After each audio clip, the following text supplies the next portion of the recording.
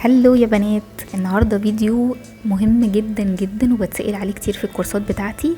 طريقة البودر الملون للضوافر. الطريقة دي اسهل طريقة ممكن تتعلميها. احنا بنجهز الضفر عادي جدا، بنخشنه ونحط برايمر والبيز بتاعنا، وهنحط فوق بقى اي حاجة سواء هتشتغلي هارد او اكريليك. هنحط اللون. طبعا الطريقة دي بنتحط فوق اللون.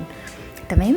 اللون اي جل بولش انت عايزه تستعمليه بنبتدي نحطه بالطريقه المظبوطه. طبعا نخلي بالنا ان احنا ما نجيش على الكيوتيكل او الجلد خالص، علشان الجل ما ينطرش ويتشيل كده من الجنب معانا، يقعد مدته على الضوافر. بنمسحه طبعا، بنشفه دقيقه يخرج، نمسحه بالكحول.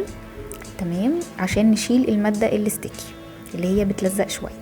طيب بنجيب بعد كده اي الوان رسم عندك، طبعا برضو تكون الوان رسم مانيكير عشان بتبقى تقيله شويه، وبنبتدي ان احنا بفرشه رفيعه نرسم شكل عشوائي على الضوافر. طبعا الشكل ده يرجع لك انتي او يرجع لذوق العميله، كل واحد على حسب ذوقه، بس احنا بنحطه في الديزاين ده بنعمله بطريقه غير منتظمه، بنحطه بطريقه كده عشوائيه باي فرشه رفيعه عندك. تمام. خلي بالكم احنا حطينا اللون بتاعنا الاسود ده جل بولش ونشف دقيقه، وبعدين خرجنا مسحناه بالكحول عشان نشيل الماده الستيكي اللي عليه، وبعد كده رسمنا على طول باللون الابيض ده. وهنبتدي ننزل الفرشه في الكحول شويه ونبتدي نسيح اللون الابيض على الضوافر عشان نخففه شويه، عشان احنا عايزين نعمله في الاخر كانه زي دخان كده، يعني شكل الدخان. تمام. طبعا الالوان اللي احنا مستعملينها في الفيديو دي اللي هي بلو سكاي، دي براند معروفة. تمام. هنا زي ما انتوا شايفين كده بنسيح اللون الابيض شوية على الضوافر عشان يدينا شكل الدخان في الاخر.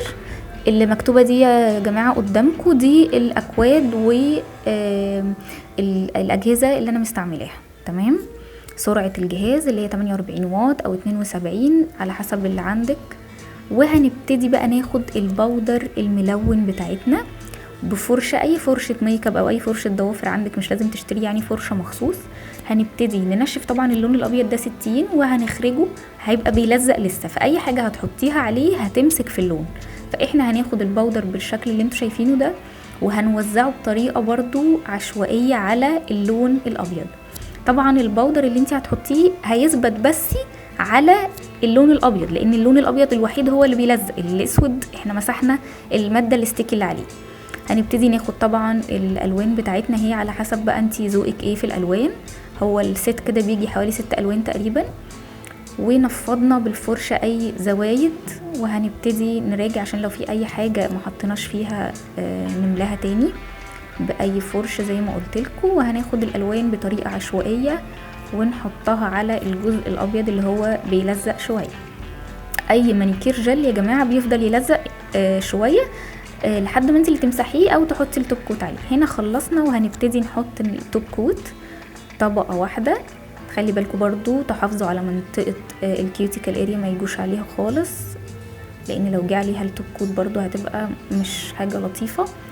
بعد ما حطينا التوب كوت هنمسك بودر جليتري شويه او شيمري، ممكن تعمليها بالوان جل بولش جليتر عادي برضو، وهنبتدي ندمجه في قلب منظر الدخان اللي احنا عملناه ده.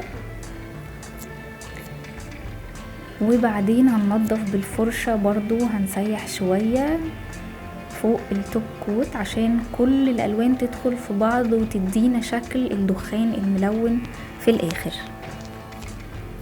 ايه رأيكم؟ طبعا المنظر تحفة. هنرجع تاني نحط التوب كوت بتاعنا اي براند انتي بترتاحيله. هنا بنشيل الزوايد اللي كنا لفينها على الضوافر، وهنبتدي نرش الكحول بتاعنا عشان ننضف الضوافر والكيوتيكال من اي بودر عليها.